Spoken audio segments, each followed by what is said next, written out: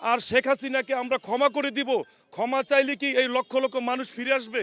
এদেশের মানুষ ক্ষমা করবে না। ক্ষমা করে দিলে কি এই হত্যাকাণ্ডের বিচার শেষ হয়ে যাবে? বিচারে ওদেরকে সাজাভুক্ত করতে হবে। প্রত্যাশা দেশে শক্তিশালী গণতন্ত্র, আমরা চাই সরকারকে সহায়তা করতে।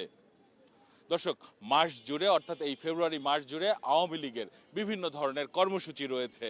এরই মধ্যে প্রধান উপদেষ্টার প্রেস সেক্রেটারি বলেছেন যে ক্ষমা না চাইলে আওয়ামী লীগকে কোনো কর্মসূচি করতে দেয়া হবে না।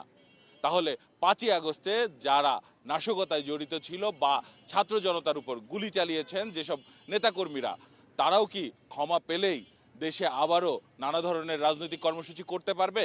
সাধারণ মানুষ কি মনে করে? এদেশের মানুষ ক্ষমা করবে না। যদি কেউ না কেউ যদি বলে যে তাদেরকে ক্ষমা করতে হবে, বাংলাদেশে এই দেশের মানুষ কেউ তাদেরকে ক্ষমা করবে না। ক্ষমা করে দিলে কি এই হত্যাকাণ্ডের বিচার শেষ হয়ে যাবে? আমরা চাই আওয়ামী লীগের কোনো ক্ষমা না, আওয়ামী লীগকে আইনের আওতায় এনে এই হত্যাকাণ্ডের বিচার করা। ডক্টর ইউনূসের কাছে আমরা আবেদন জানাই যে এগুলার বিচার করতে হবে, বিচারে ওদেরকে সাজাভুক্ত করতে হবে।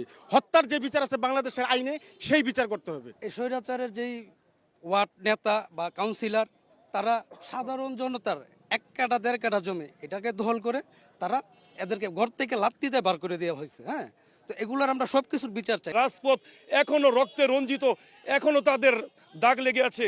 আর শেখ হাসিনাকে আমরা ক্ষমা করে দিব। ক্ষমা চাইলে কি এই লক্ষ লক্ষ মানুষ ফিরে আসবে? যদিও কেউ চায় যে তাদেরকে ক্ষমা করে দেওক, আমরা জনগণ তা প্রতিহত করবো রাজপথে থেকে। বাংলাদেশ একটা স্বাধীন রাষ্ট্র, কিন্তু আমরা এই স্বাধীন রাষ্ট্রে স্বাধীনভাবে কথা বলতে পারিনি। কোনো কিছু বললেই বলতো জামাত শিবির বলে আমাদের ঘর থেকে টেনে হিস্ত্রে এনে এমন মারা মারতো, গায়ে গরম পানি ঢেলে দিত।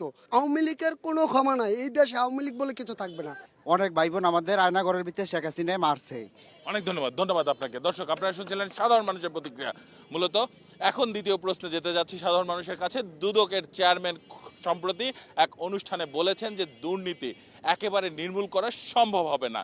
কিন্তু কেন নির্মূল করা সম্ভব হবে না বা দুর্নীতি থাকলে কি কি ধরনের সমস্যায় পড়তে হবে, সাধারণ মানুষ কি মনে করেন জেনে নেব তাদের কাছ থেকে।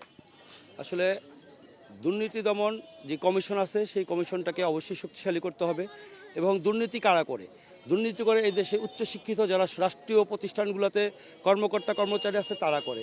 আমার মতে তাদের সম্পদের যে হিসাব বিবরণী দেওয়ার কথা ছিল সেটা তাদের কাছ থেকে পুঙ্খানুভাবে নেওয়া হোক। দল মত নির্বিশেষে দুদক আইনের সঠিক প্রয়োগ করলে এদেশ থেকে দুর্নীতি কিছুটা হলো নির্মূল করা সম্ভব। যারা সুযোগ দিছে এই সরকার, যার কারণে তারা সুযোগ পাইছে। ভবিষ্যতে এরকম স্বৈরাচার সরকার যেন সুযোগ না পায়, তাহলে আর এই দুর্নীতি করার সাহস পাবে। যদি না পারে তাহলে উনি ক্ষমতা ছেড়ে দেখ। কেন তাহলে এত দুর্নীতি যদি নাই কমাতে পারে, তার অন্যের